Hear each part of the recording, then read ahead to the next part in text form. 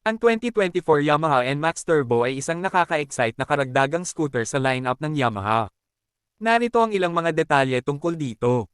Ang bagong NMAX ay may pamilyar na hugis ngunit may mas malinis na kulay ng fairings at mas kaunting contrasting trim. Ang headlight na hugis paru-paro ay mas matulis, at ang likod ay kamukha ng X-Max na may taillights na nasa itim na plastic. Bagamat hindi ito talagang turbocharged, ang NMAX Turbo ay nagmula sa Yamaha Electric CVT, YECVT. Ang sistemang ito ay nagbibigay ng turbo sensation habang nagmamaneho. Ang scooter ay may 155cc liquid-cooled, single-cylinder blow-core engine, na nagbibigay ng 15.15 horsepower sa 8,000 RPM at 14.2 Nm ng torque sa 6,500 RPM. Ang YECVT ay nagbibigay daan sa dalawang ride modes, T-mode para sa pag-commute sa lungsod at S-mode para sa sport touring. Mayroon din itong i-shift function na nagpapalakas ng akselerasyon. Ang NMAX Turbo ay may ABS, traction control, at Y-Connect.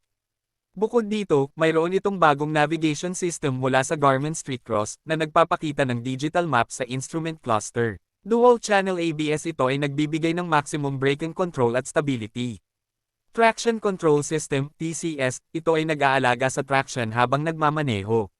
Rear suspension na may sub-tank, ito ay nagpapabuti ng kaginhawahan sa pagmamaneho. Malalaking tubeless tires, ito ay nagdaragdag ng kaginhawahan sa pagmamaneho. LED lights na may dual projectors, ito ay nagbibigay ng optimal na ilaw.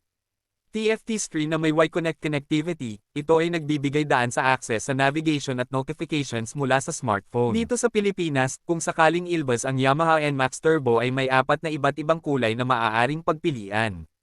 Power Gray, isang neutral na kulay na nagbibigay ng modernong vibe. Dark Petrol, isang malalim na asul na nagbibigay ng kakaibang karakter. Prestige Silver, isang elegante at classic na pilak na kulay. Sword Gray, isang matipunong kulay na nagpapahayag ng lakas at tibay. Kaya't pumili na lang ayon sa iyong personal na panlasa.